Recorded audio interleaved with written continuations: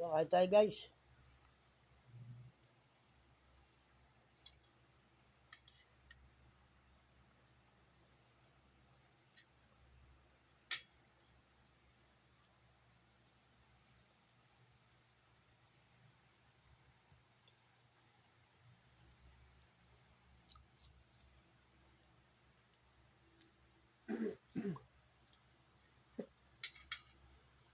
Ano ko lang malaki? Ako nga maliit eh, sa'yo. Ano? Ano lang malaki? Ano ba malaki? Ito, sa'yo. Ayoko yan. Ito akin. Alam kong gusto mo. Hindi kasi kakain nga akong puto kaya maliit siya sa akin.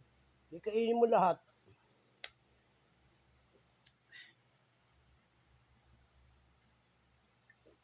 Lamig na naman ng rep eh.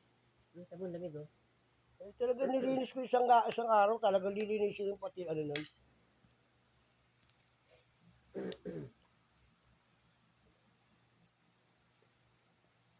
Mga kamag-anak ko.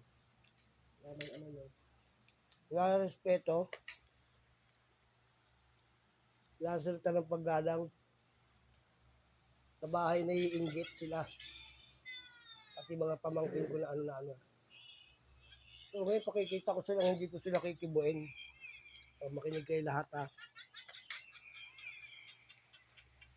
Ito, tandaan nyo ito, sasabihin ko sa inyo. Ay, tumawalag eh.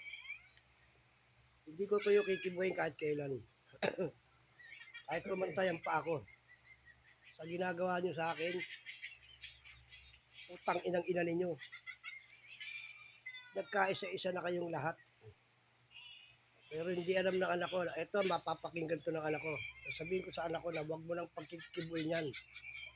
Yung mga kamag-anak natin na wala yan, pinagtutulong-tulungan ako niyan dahil akala nila masisiraan ako ng ulo. Hindi. Utangin na nyo.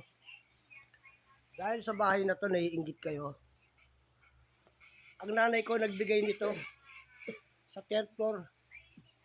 Ha? Yung second floor, akin pa rin yun. Kami nagpagawa mag-asawa doon.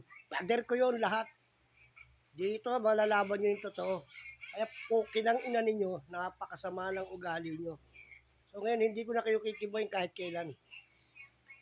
Kahit sino pa kayo, kung saan pa kayo mga walupalop ng galing mo, pukin ang ina ninyo.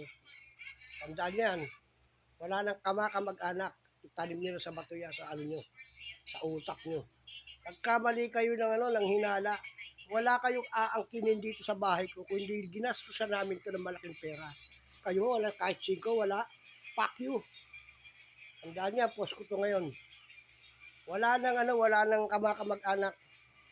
Kumbaga, bakit tinakwil nyo, inano nyo ako eh. Sige.